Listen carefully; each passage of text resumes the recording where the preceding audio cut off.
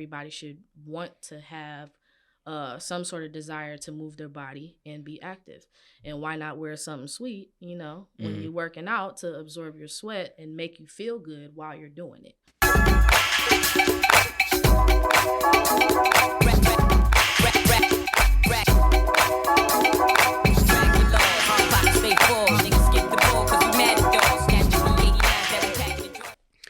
What up, though, ladies and gentlemen? Welcome back to another installment of the Black Fridays podcast. And of course, I have another dope guest in here sharing their story behind their business. I have Miss Lena Thomas in the building. How you doing today? I'm doing great. How about you? I'm doing pretty good. So let me see if I can get your resume correct. Please correct me if I don't get it all the way, 100%. So, Coach Lena, you're a fitness coach, also a entrepreneur. You started a fashion fitness brand, and then you also do branding and marketing consultant. Yes. Love it. Love it. So can you tell us how you started let's start with the fitness journey and how you got into training and your overall fitness journey. So I've been an athlete my whole life. I grew up playing multiple different sports. I did soccer. That was my very first sport was soccer. And then I trickled into basketball, track, swimming. I did a little bit of everything. And then basketball was really the one that stuck. So I played basketball for all through middle school, high school, even into college. And then once I graduated, I was like, okay, let me figure out a way to continue to keep myself in shape, because I liked how in great of a shape I was when I was a student athlete. So I was like, okay, I need to capitalize on this because I don't want to lose all my gains. So I got into the fitness world, and I always had an idea that I wanted to be a personal trainer. I didn't know I was going to like it that much. So then I just continued to, carry my journey through personal training. My first job was actually at LA Fitness in Royal Oak, and I was doing personal training sales first. So I was able to learn the business side of personal training first before I jumped in to become a trainer. And then, about a few months went by, then I gradually dipped into personal training. So I've been doing it ever since then, and I haven't looked back. Nice. And I'm curious, for personal trainers, I know there's different ways to hustle and make money. What are some of the main ways that personal trainers are able to go out there and get it? Because obviously you'll have clients and stuff, but I know there's other things you'll be able to capitalize on with being able to have that skill set. For sure. I would say definitely, one, being confident in your own skill set and what you're able to bring to the table, and two, building your own brand. I think that is extremely important, not just for business, but especially for trainers and for fitness enthusiasts in general, just because, here in Detroit, it's not a huge thing. It's getting there, but it's not, super big as you would see in other cities like LA, Atlanta, stuff like that. So branding yourself and making yourself be known in the community for what you do, I think is a great way to capitalize on your own skill set and what you bring to the table. And of course, outside of that, you do the merch. You can do I've seen people do different types of fitness equipment. So like they'll brand jump ropes and resistance bands and things like that. And of course, social media is a huge thing. For any business, social media is a huge thing, but especially for people who are serious in the fitness industry. That's how it's a visual resume. So it's how you let people know that you're serious about what you do. If you see somebody doing something and you want to be like, okay, I like what they're doing. I want to see what that's about, then you capitalize on that too and just make your way through it. It's no right or wrong way to do it, in my opinion. It's just how you feel is comfortable for what your style is. And I've noticed you've been able to build a pretty strong digital brand, and in the personal training world, being able to differentiate yourself is very key, because you can find trainers now virtually. You can find them a lot. Like you said, they're growing in the state of Michigan and city of Detroit. How have you been able to set yourself apart to say, this is what I can offer and this is what you can expect when you come in and work out with me? I think it's the quality that you put behind your brand, and what the message that you're delivering to people as well. When I built my brand initially, it wasn't sweat. It was something different. And I kind of wanted it to be able to relate to any and everybody, whether they knew me or not. One of the things that I wanted to make sure when I created my brand too is that, I didn't want my name to be in it. So a lot of times you'll see people, they'll put their name and attach it with their brand.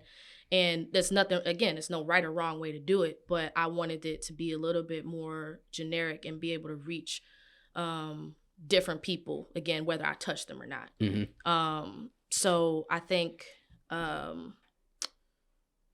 just being able to put the quality into your brand, like pouring everything that whatever your skill set is and learning through it too, pouring that into your brand and being able to deliver a quality message to your audience and the people that you're trying to reach is also extremely important.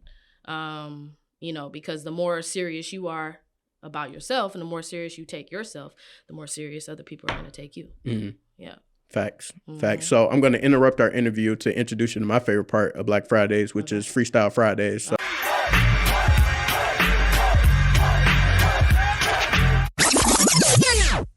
Oh, Lord. Yeah, we're gonna put on.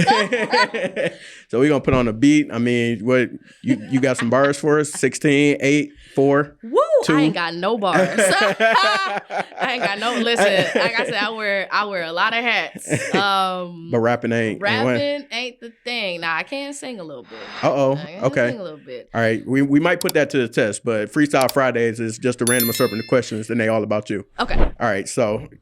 I asked that you answer each one and you answer honestly. Those are my only 2 rules. Yep. All right, let's get it. So you are a former hooper, played at Wayne State, had some accomplishments there. I need you to give us 2 basketball players that you would put together to describe your basketball game. Ooh, that's a good one. So it's going to sound weird because I'm a woman, right? So I don't, sometimes when it comes to sports, I don't necessarily think from a woman's perspective. I think of when I grow up and when I was growing up and I was watching a game and who I was paying attention to, what stands out. I would probably say the 2 players that would be the most effective way to describe my style of game would be a combination of Russell Westbrook and Chris Paul. I was a point guard, so leading the floor, getting people in spots, setting up plays, and making sure, we can come up with the best scenario possible to score. I think that, especially when I was in college, I was more of a Chris Paul, more of a facilitator, a lot of assists, not necessarily a scorer. I scored when I needed to, or when I had the opportunity, but that wasn't necessarily my role. But in high school, I was definitely more of a Russell Westbrook. So very fiery, a lot of energy, jumping out the gym, grabbing rebounds over people that's a foot taller than me, crossing people over, getting blocking shots. I was doing all that stuff. And again, I'm 5'2". So getting to it. Yeah. So, Russell is like a pit bull. You know what I mean? He got a lot of energy on the court, very fast, very quick. He knows the game from all different types of perspectives, but he's also more of a scorer too. So I would say in high school, I was more of like a Russell Westbrook because I had to score.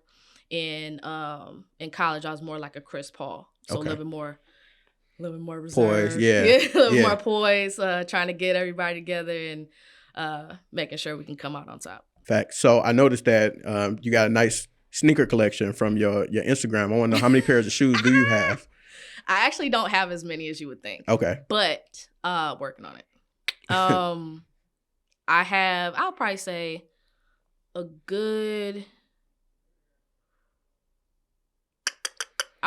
a solid pair of 20 to 25 sneakers. Okay. That I can it's interchangeable depending on what I'm wearing. Of course, I like to, I'm in the fashion. I'm in the fashion industry. So I like to match my shoes to what I'm wearing. And even if it's just an accent, you know what I'm saying? It just depends on what I'm going for. If the highlight is the shoes, I'm gonna make sure the highlight is the shoes. If the highlight is the outfit, then I'm gonna make sure the shoe is an accent, But I'll probably say I got about 20 to 25 solid pairs of shoes that I can swap in and out depending on the mood. Okay, that's solid. So you might be like me where you actually wear your shoes. Yeah. Okay, yeah.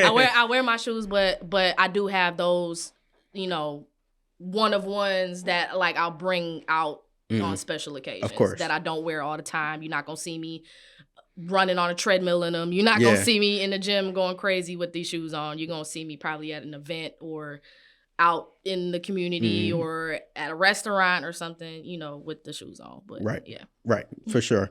Mm-hmm. Speaking of challenges, if you could train any public figure, who would it be? Any public figure. Be celebrity, athlete, historical figure. It's tough.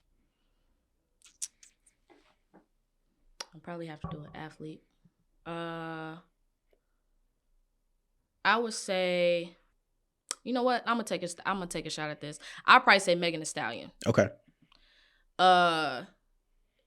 Because what a lot of people don't realize when it comes to training is that, especially when you're a celebrity, you're a performer. So whether you are an athlete or you are a rapper or a dancer or a singer, whatever, we just saw Usher do the Super Bowl, right? Mm-hmm. He's cut up. He's always been like that because he keeps himself in shape. Same thing with people like Chris Brown. Chris Brown, he's an acrobat. I don't know anybody else that can do backflips in the middle of a song and then come off and sing perfectly after he does the backflip, you know? So Megan Thee Stallion, I think she's setting a good example right now for a lot of women, for sure, to stay in the gym and just keep yourself in shape. You know, like it's so important. And especially in a world where we idolize surgeries and just body modifications and things like that. Nothing wrong with that. I'm not knocking or dissing that at all, but it's something that a lot of women look at, you know, that they want to do to make themselves feel good or make them feel better about themselves. But you, even when you do those things, you still have to be able to maintain it. And I think she has done a good job of keeping herself in shape and also promoting it, because she knows that people are watching. So I think, you know, somebody like that would be cool to train her. Yeah, that's all I can really think of right now. If it was an athlete, I'd probably say somebody like a Jason Tatum. Okay. Like I gotta go ball player. Like a Jason Tatum or like a Jimmy Butler. You know, something like that. Okay. Dope. Well, congrats to you. You successfully passed Freestyle Fridays. So pretty straightforward. And we got to talk about the fit. So we got to talk about Sweat. You got the merch right here. You are wearing it from head to toe. Tell us how you were able to create such a lovely fitness brand that incorporates a lot of fashion and being conscious of, you know, how people look in the merch. For sure. Again, you know, everything that I do now is an extension of what I've already done. So, you know, when I was hooping, of course, they give you gear, right? They give you team gear, they give you sweats, they give you compressions, they give you shorts, they give you practice jerseys, they give you shoes, they give you all this type of stuff, right? Those are the perks of being a student athlete. When you're in high school, or even like if you don't have the opportunity to have that experience, then of course you're buying it from the store. You're going to Nike, or you're going to Lululemon, or you're going to Foot Locker, or you're going wherever to get your sporting goods, right? And the things that they were giving us as student athletes, I really liked how it felt on my body when I was working out. I remember a lot of times when I would go to tournaments when I was a kid, you know, trying to get exposed to go to college, they would give us t-shirts at these tournaments, right? And all the t-shirts were cotton, so real heavy, right? I would have to cut them up, cut the sleeves off so I can breathe. You know, again, at that time, I was like a Russell Westbrook. So I'm explosive. I'm moving you gotta everywhere get active. on the floor. I'm active and I'm sweating profusely while I'm doing it. So when I'm sweating profusely like that, you know, having something that's able to absorb the sweat when you're working out is extremely important. And I think it provides a level of comfortability that isn't necessarily, again, talked about when you're trying to figure out what to wear to go to the gym.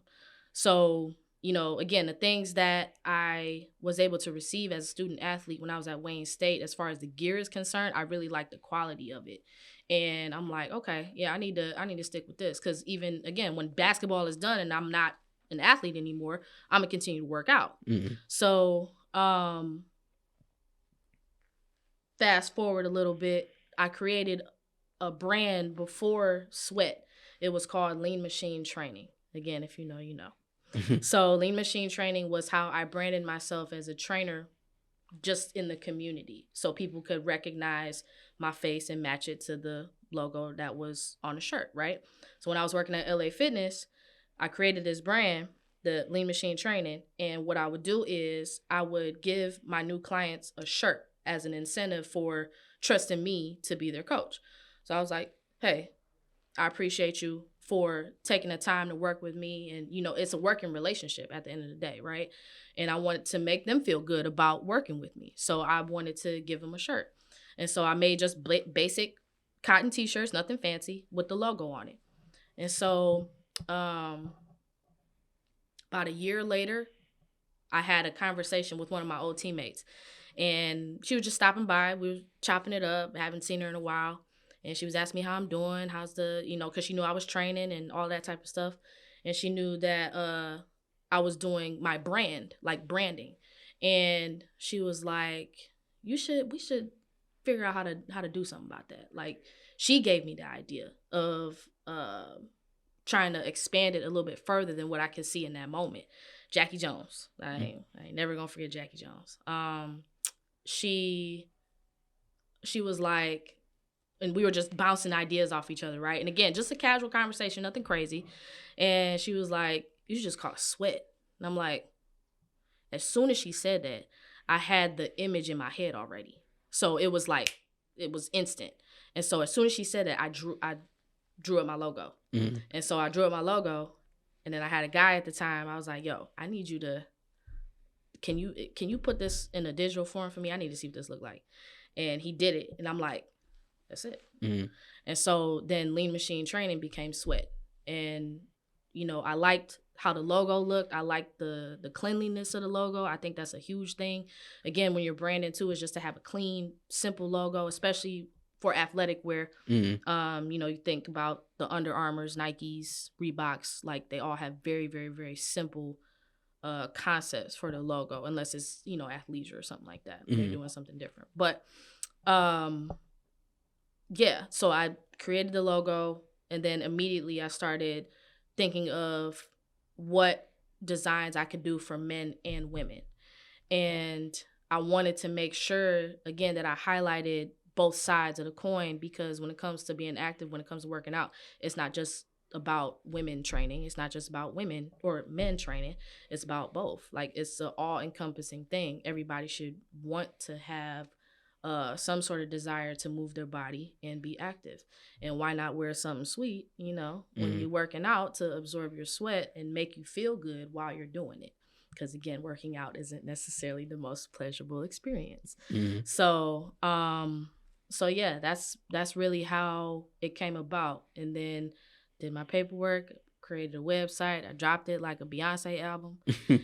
And I did like four designs, and I did pre-orders, and I sold out of all the pre-orders the first time I did it. Mm-hmm. So I was like, oh yeah, that's it.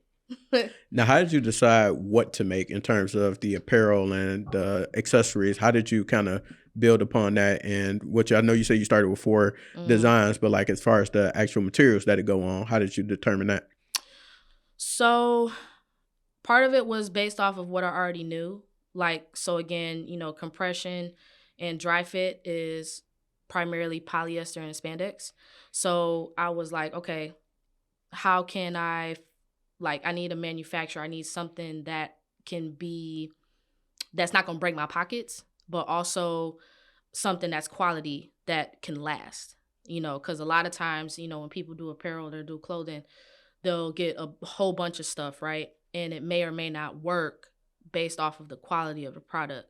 So I didn't want to go take a deep dive and go crazy and be like, all right, I'm going to get 500 of these shirts. Like, no, I did like 20. I did like 20 or 25. I made it like a real exclusive type of situation. And, you know, the polyester and the spandex is what I knew from when I was in college, when I was going crazy in the weight room, lifting over 300 pounds. Like, you know what I'm saying? Like, I'm thinking of that type of work ethic and how much sweat I was generating when I was doing all these workouts. And so I took a little bit of what I already knew and I did some of my own research, and I've been able to learn as I've been able to grow and build it. So still don't have like, you know, a foolproof thing. Like it's not, you know, again, a right or wrong way to do stuff. It's just, you know, if it works, I keep it. If it doesn't, then I might revisit it or figure out a way to come back to it and make it better. Yeah. Now talk about the fit that you got on right now, because I know that you mentioned you built it, you built the brand around working out, but this is very fashionable fit. Like you can go and pull up to a nice Target in this. So yeah, I want to with my latte. With your latte, yeah. So you got to talk to us about the fit and the pieces that you got on. Okay, so like I said, I've been growing through this, you know, as I've been building it. I probably say in the last 2-3 years, I've started to dip more into the athleisure type of thing, which it took me a minute because again, I'm trying to think about the whole concept of the brand, right? The whole concept is to feel comfortable while you're working out and also wearing something that's fashionable when you're at the gym. Okay, you killing two birds in one stone. But on top of that, like you said, you know, I can go to the gym right now and work out in this. I just take the hat off. I take the jacket off. I got a crew neck and some leggings on. The leggings are my best selling item. So I can wear these again. It's multi-purpose. I can go to the gym, go crazy, and afterwards, if I need to go do some shopping, then I can do that. But what I have on right now is just a varsity jacket. It has an embroidered logo right here, and then the same thing with my hat, the embroidered logo at the top. You know, trying to add some versatility to what I'm doing as well, and just being able to provide different options, because not everybody wants something specific for the gym. They might want something that is for both, right? But they know that they have the option to work out in the same thing that they're wearing if they wanted to. So yeah, because I'm one of those people. I definitely have leisure outfits that are quote unquote gym outfits, but I have those for when I'm just out and about, because my spirit animal is a AAU dad / coach. And then so I just put on the sweatsuit, the Nike Tech, put on a nice dad hat and some J's, and I'm good. So that's my spirit animal. And I know a lot of people do that as well. Like they'll throw on some nice leggings and a nice top, and then they're out and about with it. They're not necessarily looking to work out. And then stuff that they work out in might be stuff they might like paint in the house with and things like that. They don't care how they look when they work out. But when I'm out and about and trying to be casual, like my workout stuff got to look right. Right. Exactly. Just, you know, again, being versatile and making things that are multi-purpose for any and everybody, you know, because again, I realize not everybody wants to wear workout stuff all the time, unless you're someone crazy like me, where I will wear leggings every day of the week. So, you know, but again, you know, if I wanted to change what I have on and make it into just a full-fledged workout outfit, take the jacket off, switch out the crew neck for a compression tank, take the hat off, put my hair up in a bun, change my boots into sneakers, and I'm good. You know, and then we got the full gym outfit right there. But, you know, I think something else that people don't necessarily consider is, you know, when you do go to the gym, I've seen a lot of people wear some crazy stuff. Like, like girls working out in bikinis. Now, not here. I haven't seen that in Detroit. Right. But I've seen it online, you know, whatever. Like, girls will go and they'll wear what they want. And then, you know, guys, sometimes they'll show up in jeans and Timbs and you know what I'm saying? And when it's somebody show up with jeans and Timbs to the gym, I'm like, when they let you out? Like when they let you out and my workout is done, I'm good. So you get me. So, you know, I kind of consider what I wear to the gym is like, it's a uniform. So when, just like if you're going to an interview, you have a blazer or you have a sport coat, you wear your slacks, you wear some loafers or some nice shoes, right? Then you dress it up how you need to dress it up. Same thing when you're on a job. Like if you're working at McDonald's, they give you a polo, they give you a visor, they give you some slacks to wear, whatever, right? Every job or every situation that you go to, they'll give you a uniform, or they have like a guideline of what you should wear and what you shouldn't wear while you're here. Mm-hmm. Nobody necessarily considers that when you're working out. They just be like, all right, I'm gonna just put this on and go crazy. Mm-hmm. Like, but I try to take that extra step and be detailed and just make sure, like, okay, I like how this fits. I like how this fits. I can move efficiently while I'm wearing this. This is good. I need to be wearing it. Mm-hmm. Yeah. So I know that you also do consulting and marketing. You do consulting in the sense of branding and marketing with some other organizations and companies. And I'm curious if I might be able to get some free consulting right now, because what I want to ask you is, I've been playing around for the longest thinking about or trying to get merch for the podcast. And so I was going to ask you, do you have like a 3-5 point plan as to how I can get that started, what I should consider first? And I want to do it quality, and everything I see that you got on and have on your website and your social media is quality. So I'm trying to figure out how can I replicate those steps to make sure I got a good product at the end of the day for people who would like to support the podcast and get some merch when it come out. Hey, for sure, for sure. I think part of it is one, knowing what you want. I always ask people, that do want merch for their company or their business or whatever, like, okay, so what is the feel that you're going for? Are we going, super professional? Like, are we doing polos? Or are we doing casual? Are we doing hoodies? Are we doing t-shirts? Let's say I'm going casual, because that's my style. Right. So you're doing casual, right? So I'll probably say you start with, again, like 2 to 3 items. And especially because it's a podcast, you have all different types of listeners, right? Just like me, I train all different types of people. So you want it to be multi-purpose. So unisex would probably be the best option. If you do have women that want stuff specifically cut for them, then I think that would be a nice touch too. So, knowing the type of style that you're going for and the Uh-oh. dang,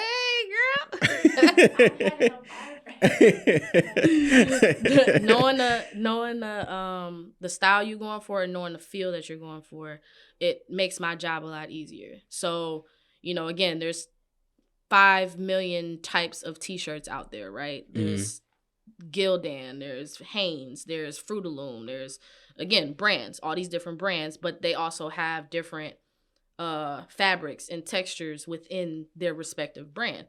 So if we want like a more soft feel, I would probably go with someone like Bella Canvas. Bella Canvas is one of those brands where it's more, I would say it's like on the cusp of athleisure and casual, because of the type of material that they provide.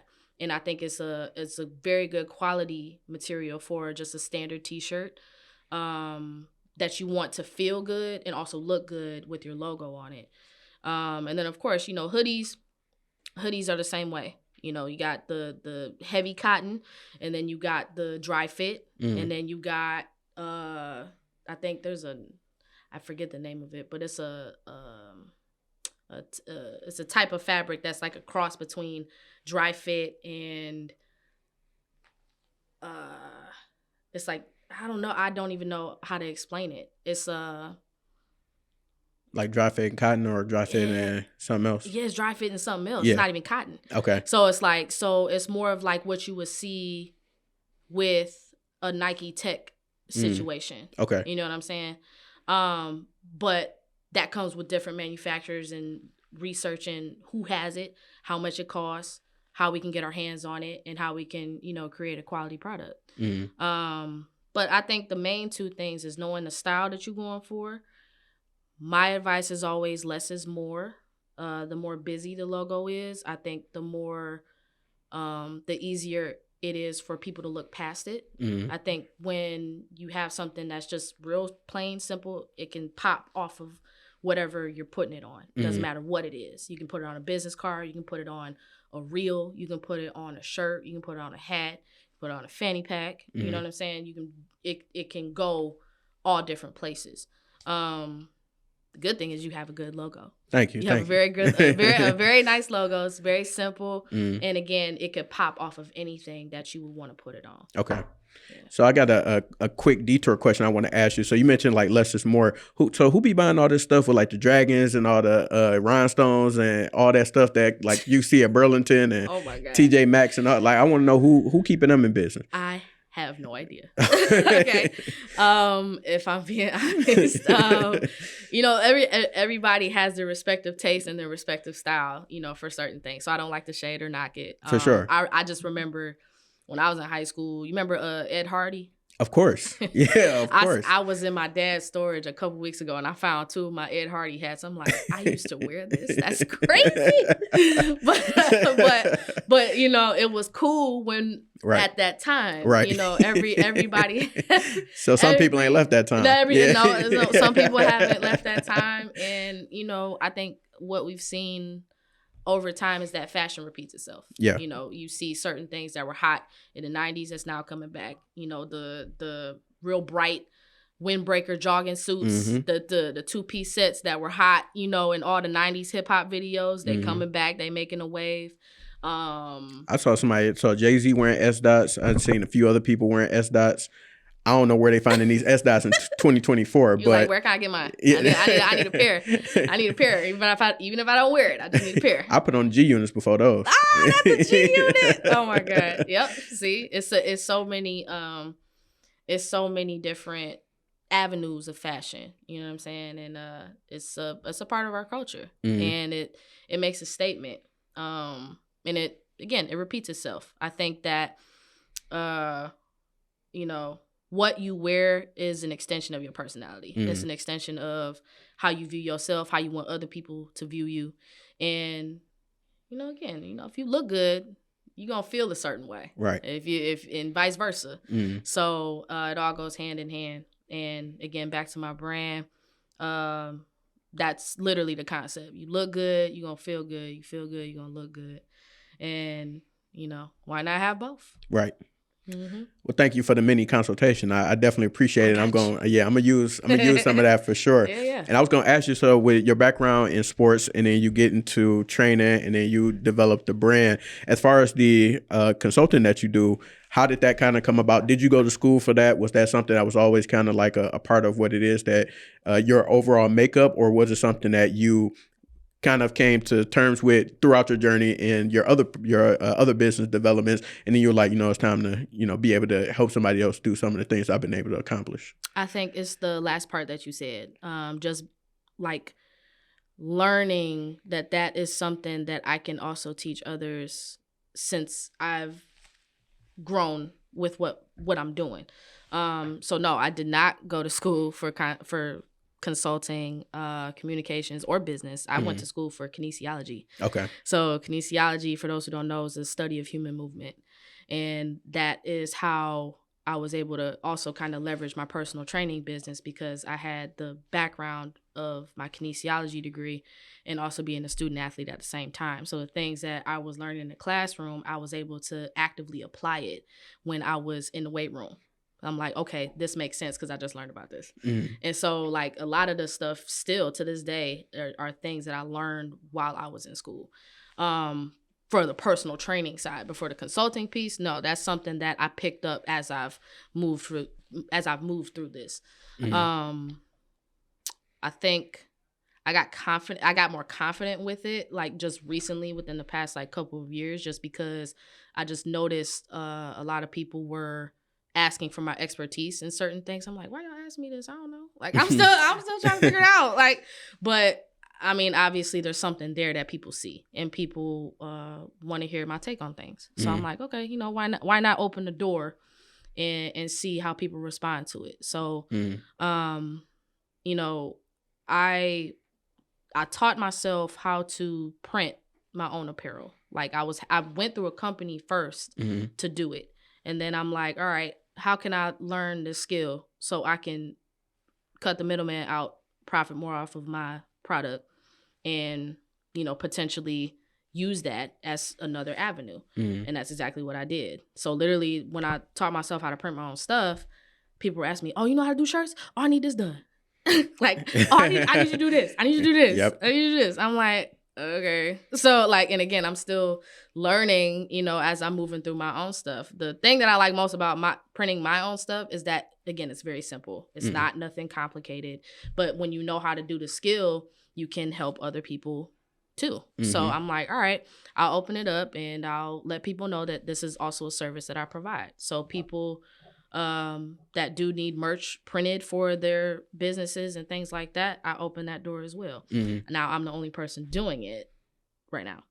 But so it's not something that I market very heavily, but for people that know that I do it and they like the quality of what I'm doing, then they'll be like, okay, hey, do you have time to do this? Hey, can you do this?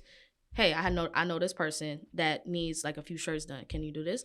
And I'll always be up for it. So your merch right now is coming directly from you. It's not drop shipping or nothing. That's coming straight from the source. That's me. That's what's up. That's dope. That's me. That's dope. Yeah. We're gonna have to continue the conversation offline. I ain't gonna say too much on the podcast. But one question I do have for you, I can't let you get out of here without talking about this a little bit. Out of curiosity, are we gonna see any Sweat NIL deals in the near future? Oh yeah. That's definitely a goal of mine. I'm not as involved with the sports community as I was once before when I was an athlete and when I was coaching. But yes, that is definitely a goal of mine, to be able to work with some young athletes and help them get some exposure and, just put them out there in a positive way and continue to push my message and help them push themselves too. That's definitely a goal of mine. I also want to put my stuff in like a Dick's Sporting Goods, Dunham's, stuff like that, so you can get it directly off the shelf and you don't have to necessarily go through me to get it. So, yeah, definitely a goal. Nice. Yeah. And then you are a former D1 college athlete. So can you talk to me about, first of all, show them the ring? You were showing me that earlier.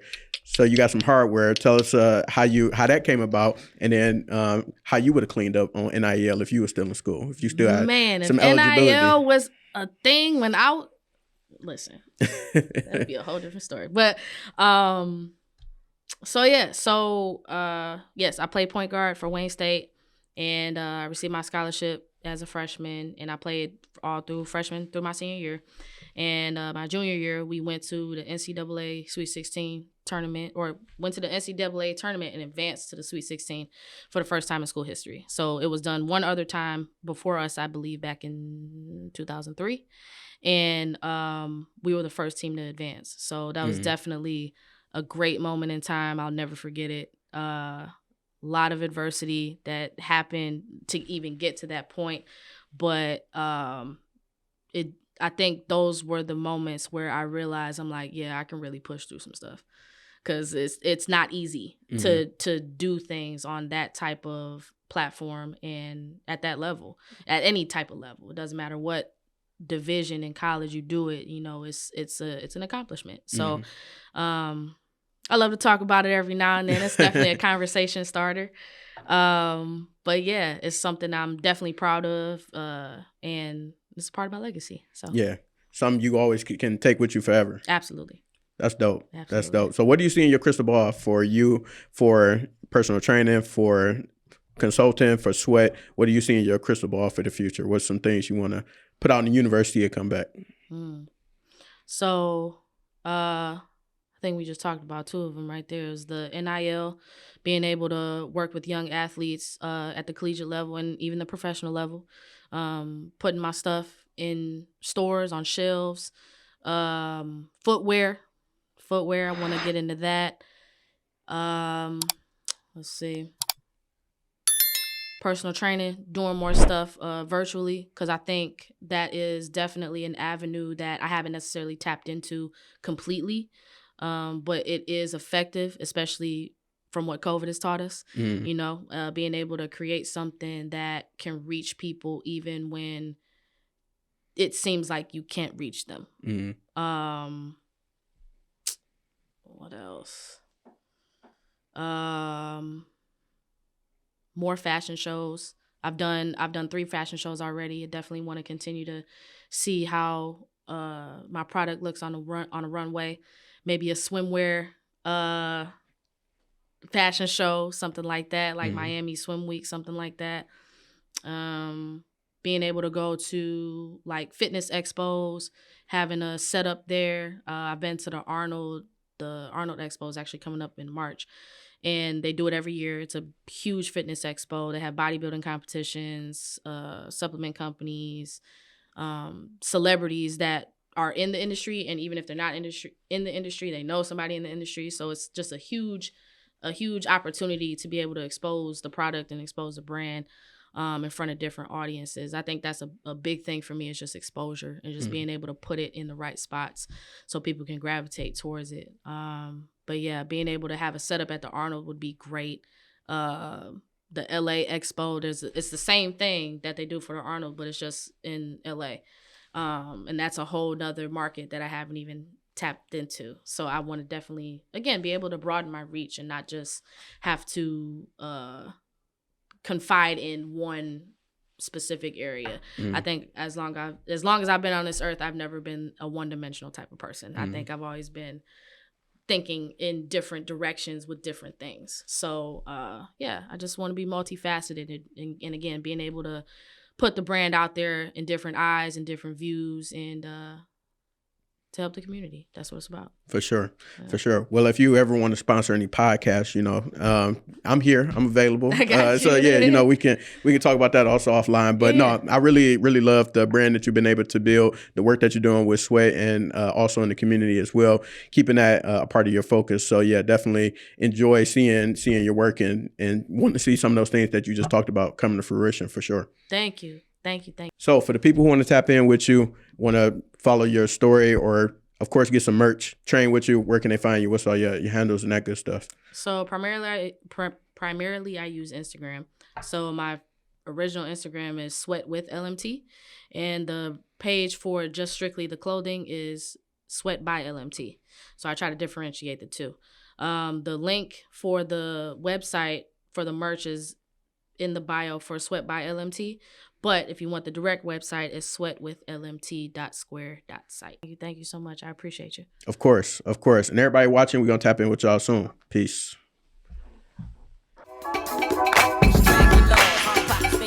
Niggas skip the ball 'cause we mad at dogs. Snatch the 89 that we packing the drawers, and we